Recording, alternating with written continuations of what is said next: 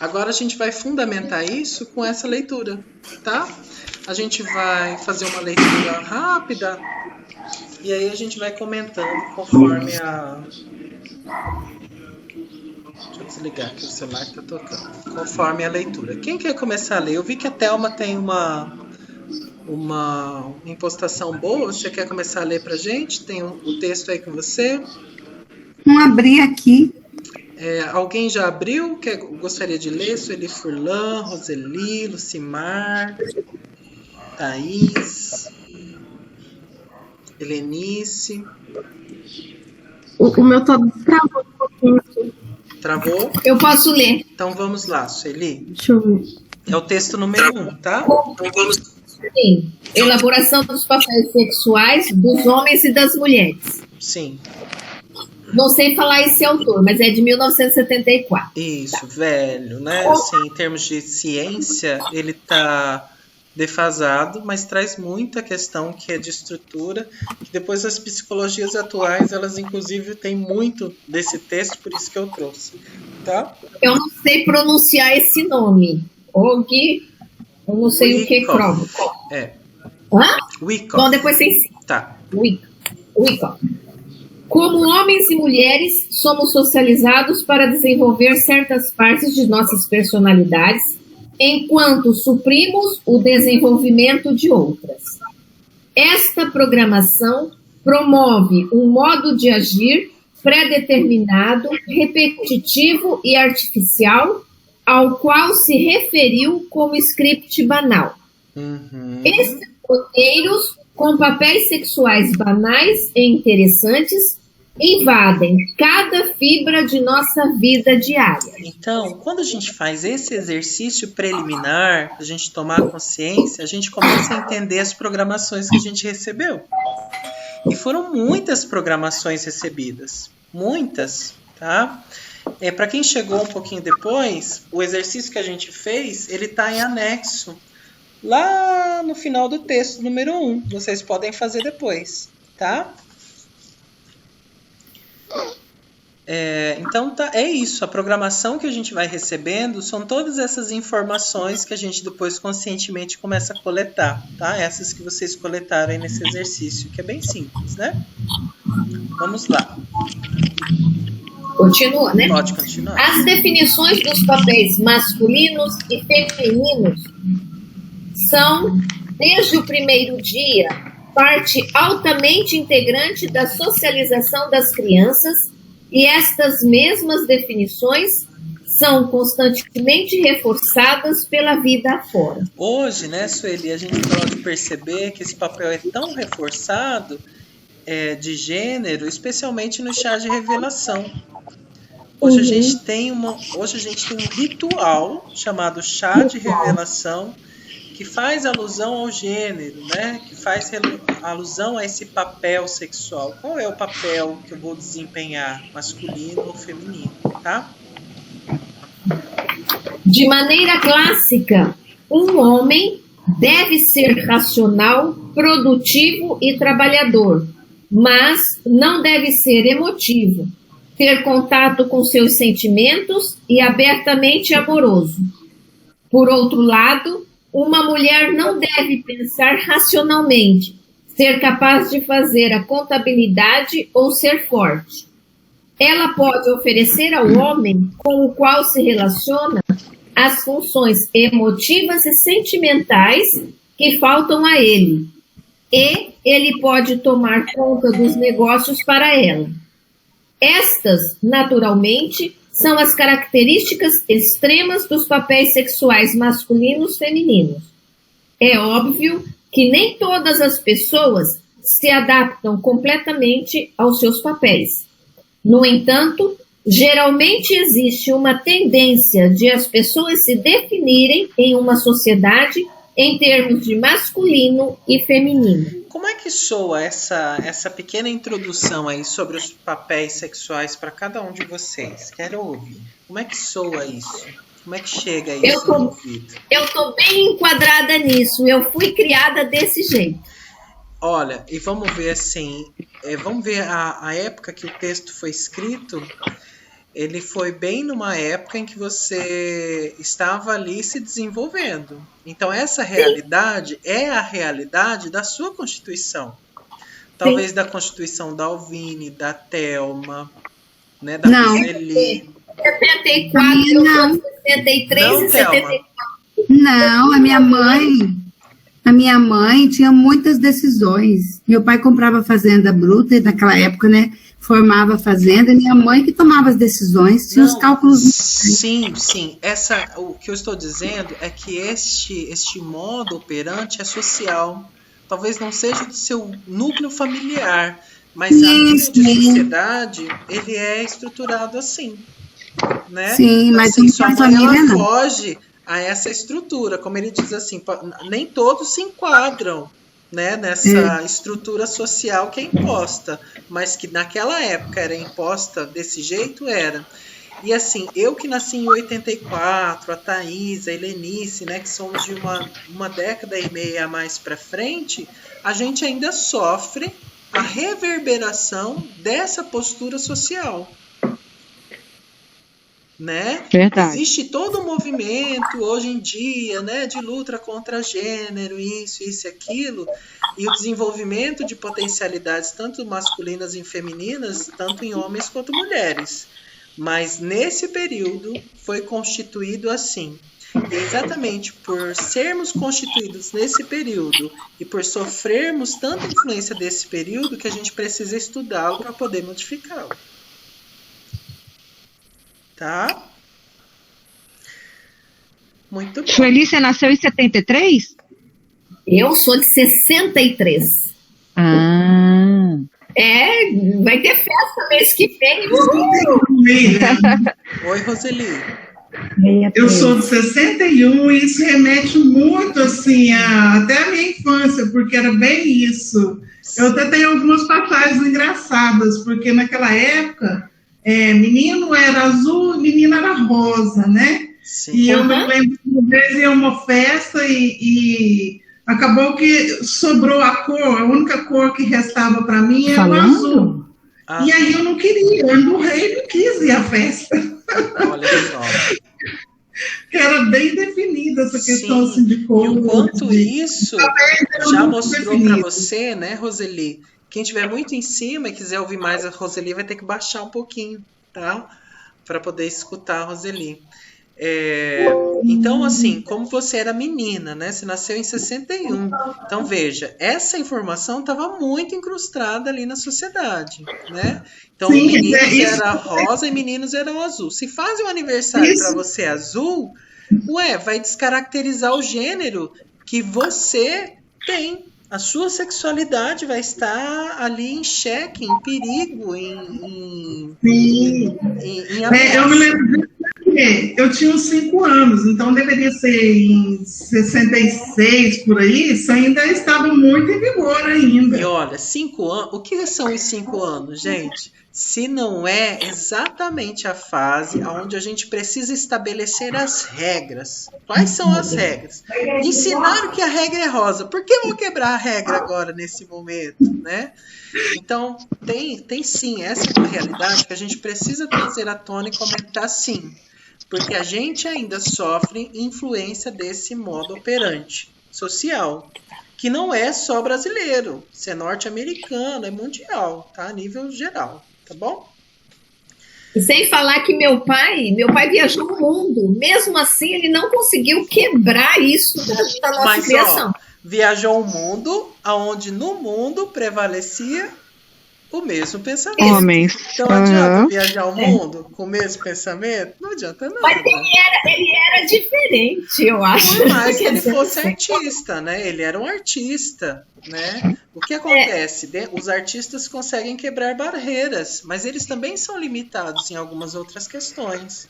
E veja, o tipo de arte que seu pai faz é tradicional, é buscar a realidade, é realista. Então, o artista que consegue romper as barreiras do tradicional, né, do realismo, especialmente naquela época onde já existia o expressionismo, onde já existiam outros movimentos de pintura, seu pai estava atrelado ao que era tradicional. O clássico O Papai clássico. sempre foi clássico, Então, verdade. veja, ele não ia dar conta de sair do clássico também na cultura. Verdade. Verdade. Ótimo. Então vamos ler mais esse pedacinho aqui.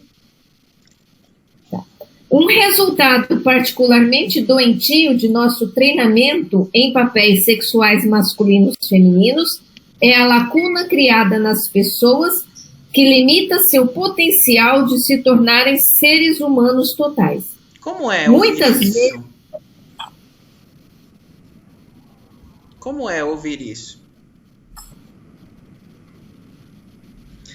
Que o nosso modo de criação social cria em nós uma lacuna para desenvolver a totalidade do ser humano, da potencialidade humana. Como é? Que a gente chega aos 58 incompletos. Que bom! A sensação de que sempre falta alguma coisa, né? Isso, Sandra. Uma sensação de que falta mesmo. Exato. Realmente. Uma Essa sensação. lacuna, agora parando para pensar, a gente está sempre buscando alguma coisa que faltou. Isso. É isso aí. Agora, Isso. Sempre faltou e nunca tivemos a permissão de desenvolver, Desenvolver, realmente. tá? E a gente É. não teve permissão para desenvolver, porque a gente foi condicionado a pensar unicamente nessa estrutura do nosso papel sexual, tá? Muitas Pode continuar, travas. Sueli. Muitas vezes, o que acontece com homens e mulheres é que se sentem incompletos na ausência de um parceiro do sexo oposto, de modo que continuamente procuram realizar-se por meio do outro. E acrescendo-se ao sentimento do incompleto, sentem-se não ok. Por não estarem no relacionamento. Sentem-se não ok por não estarem no relacionamento. Isso. Então assim, Tal como eu vou me sentir ok se eu tiver um complemento. Se eu não tiver um complemento, eu tô não ok. Como eu me sinto incompleto, eu só posso ser ok se eu tiver alguém para me completar. Sempre vai existir a falta? Sempre, de fato, naturalmente a falta vai existir. O homem tem um pênis que a mulher não tem. A mulher tem um buraco que o homem não tem. O pênis completa a vagina completa o pênis. Ponto. Vai existir uma falta, sim. E existem papéis determinados, sim. Por exemplo, a mulher gera criança. E isso é estabelecido naturalmente. Ponto. Mas é só isso. Tá? É só isso que muda muita coisa no sentido de criação de filho. Se nós compreendêssemos de fato o papel feminino na criação de uma criança, a gente não negligenciaria tanto o período de amamentação. A licença maternidade não seria 4 meses, seriam 6 meses, no mínimo. no mínimo. Né? Mas como a gente quer uma sociedade totalmente alienada, a gente faz 4 meses. Porque a gente quer alguém que trabalhe. A gente não quer alguém que pense. A gente quer desestruturar bem nos 4 meses mesmo. Nos 4 meses a gente causa um choque nas crianças. De separação. Verdade. Tá? Exato. Então, de fato, essa estrutura é importante a gente pensar. Isso é importante, a ligação da mãe com a criança. Nos primeiros meses de vida é extremamente importante. Mas é só. Depois, ela consegue constituir relação com o pai, com o mundo e por aí vai. Mas são essas as únicas diferenças, tá? E tudo que a gente não consegue de completude, né? De desenvolvimento, a gente vai se sentindo não ok. Olha que triste, né? William, eu me perdi aqui no texto. Deus! Qual página que tá? Nós estamos na primeira página do texto 1, no terceiro parágrafo. Quase no final do terceiro parágrafo. Beleza. Já achei. Continua? Pode. Tal como 2 partes de um quebra-cabeça ou 2 metades de um inteiro, homens e mulheres frequentemente dirigem suas energias à procura de alguém a quem se juntar, e ou se apegarão temerosamente a uma relação de dependência já estabelecida. E aí, como que é ouvir essa parte, hein? Nossa, foi um sino na minha cabeça. O que aconteceu aí? O que aconteceu aí nesse sino aí na cabeça? Eu não tinha lido esse texto hoje. Nem eu. Ainda. Eu li na hora que eu cheguei em casa, que eu abri, imprimi e li. Mas essa parte passou batido. Eu tinha lido, mas passou batido. Sim. E agora parece que essa questão de não se sentir completa, minha mãe sempre falou, mulher tem que casar. Entendeu? Olha lá, o mandato, a postura materna, né? Dizendo como a mulher deve ser, né? E eu não me sinto ok, e eu tenho mesmo uma falta muito grande dessa questão, essa dependência, né? Que fala aqui, nessa dependência de ter um relacionamento. Aí é que tá. Agora, o que no nosso estado adulto, vocês leram lá o texto preliminar, provavelmente, né? Aquele primeiro texto que eu enviei para vocês, que fala sobre a estrutura da personalidade, né? Então, o que precisa fazer? É a criança que obedece os mandatos do pai. O adulto precisa entrar em voga.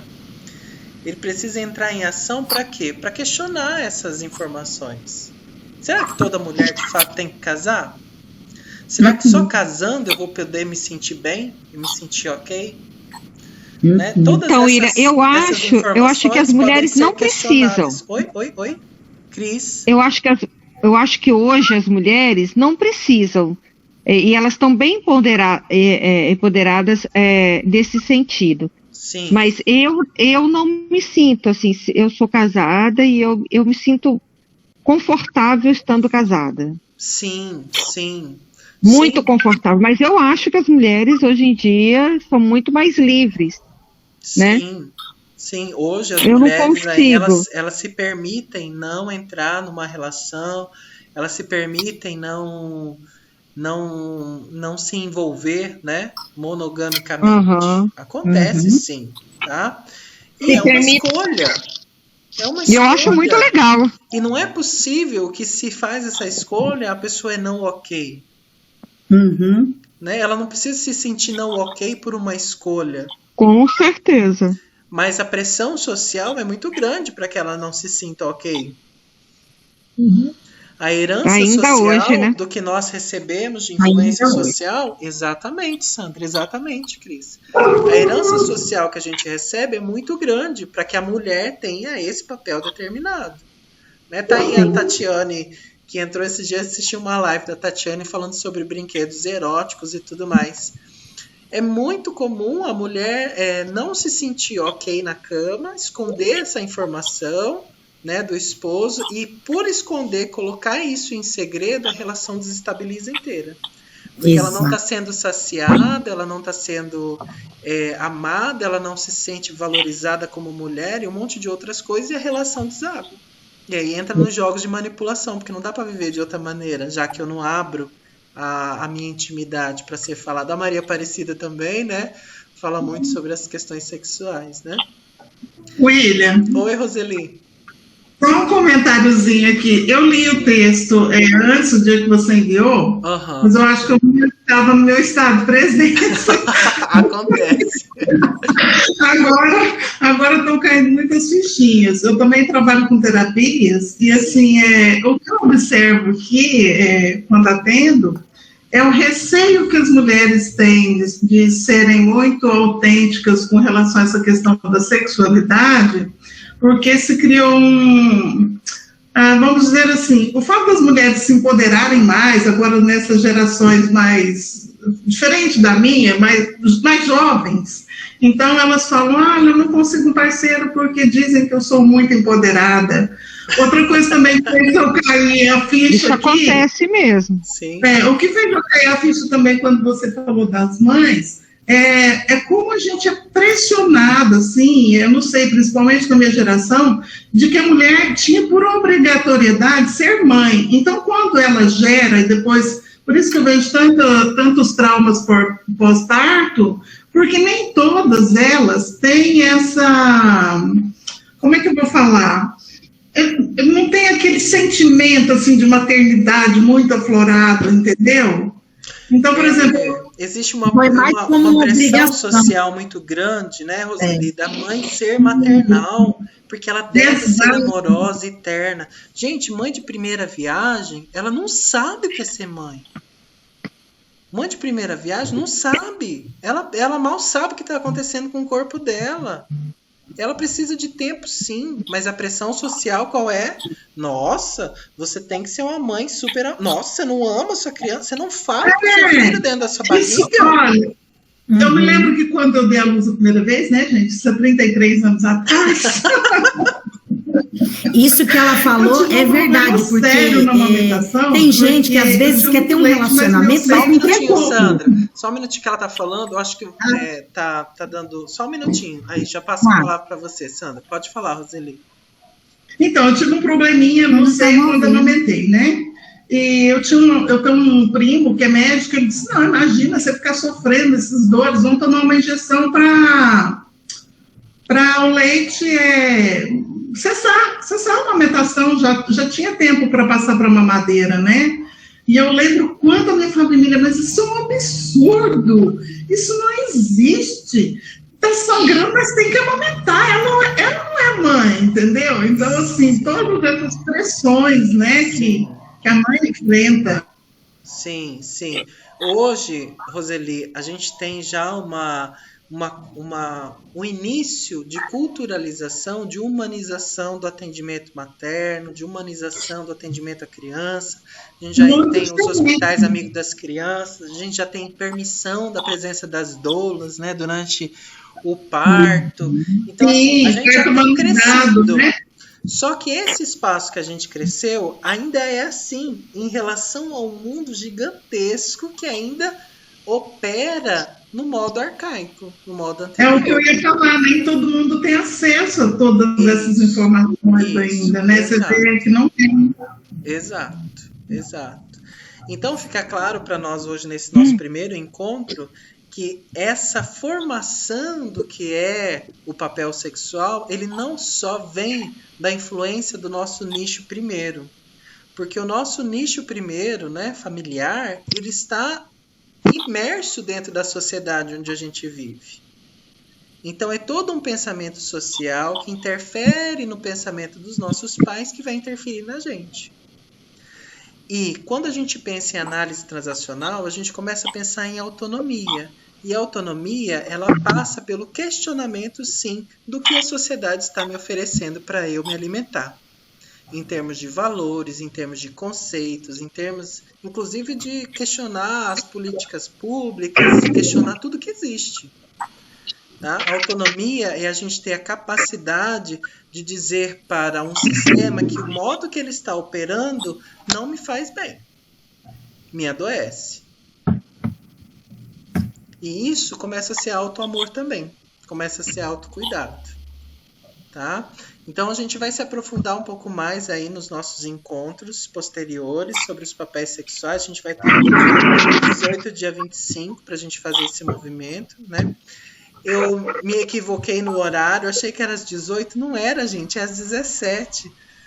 Nosso encontro é às 17 horas. E eu tô aqui, eu já estava aqui faz horas esperando, ó, para dar às 18 horas e nada, e me fala um e me fala outro, eu falei, opa, segunda pessoa falando, tem alguma coisa errada. Eu perguntei, onde é que tá? Você falou, eu mando 20 minutos. Eu voltei lá no ponto, eu falei, gente, mas 17 horas mudou o horário. Muito louco, eu tô muito louco da cabeça. Eu já tava tonta de tanto tomar vinho no piano. Você falou que tava no piano, e eu falei, meu Deus, o que a Thaís tá fazendo lá dentro da sala de aula, esse horário? Quando você falou isso, eu falei, ó, tem alguma coisa errada. Tem alguma coisa errada. Meu Deus, aí alguém me mandou, olha, aqui tá no cartaz às 17 horas, vamos entrar. Oi, mandei, Então, assim, obrigado, tá? Foi uma falha, né? Todo ser humano aí falha. Faz parte. Freud explica. Mas que bom que vocês entraram, que bom que vocês puderam estar aqui. Eu converso depois no particular com as pessoas que não puderam entrar e não puderam participar, né? As aulas consegui gravar, elas também aqui estão sendo gravadas. Quem não pôde assistir vai poder assistir, tá? Então, assim, e a gravação vai ficar por onde, William? Ela vai ficar lá na sala de aula, no Classroom. Lá no Classroom. Tá? Isso? Vai ficar lá no Classroom. Certo? Ok. Como é que foi aí o encontro de hoje? Eu fico com dó que eu cheguei atrasada, porque eu estava no trânsito e fiquei presa, mas a parte que eu assisti foi muito bom. Que gostoso. Assim, cada vez a gente vai se abrindo mais. E aí vai checando, inclusive os tanto de tabus, né? Sim. Que foram colocados, a sociedade como um todo, as famílias, família grande, sim. E é cheio disso, pode, isso não pode, menina faz isso, menino faz aquilo, né? Como tem muita coisa, mas a gente vai destravando, a partir do momento que toma contato, aí olha, isso eu não quero mais, isso aqui eu posso modificar, né? Isso eu posso tirar, isso eu posso modificar. Que legal. E vamos lá. E com a energia do grupo a gente vai ajudando. Sim, foi muito bom, sim. William, muito bom. No último encontro, talvez no próximo, a gente vai começar a entender o que são os contratos, tá? Para a gente modificar alguns padrões que a gente já entendeu que são disfuncionais aí com relação aos nossos papéis sexuais, para a gente começar já a fazer alguns acordos de modificação, tá bom? Alguns avanços? Vamos fazer alguns avanços medíveis, né? Que a gente consiga medir, tá bom? Tá certo. Uhum. Tá certo, pessoal? Joia. Joia? Então, um beijo para vocês. Bom aí Dia dos Namorados, bom final de semana. Tá bom? Muito vinho. Tá friozinho muito aqui, então vinho, caipirinha. Isso, para quem tem namorado que namore muito, para quem não tem namorado que se abra ao namoro. Aproveite a energia. Se não quiser, então que se abrace a si mesmo, né? Que faça assim um movimento aí de muito alto amor e dignidade, tá? Tá, ok. Beijo. Até mais, turma. Até dia 18. Obrigada. Tchau. Até mais. Tchau. Até quarta. Até mais. Beijo.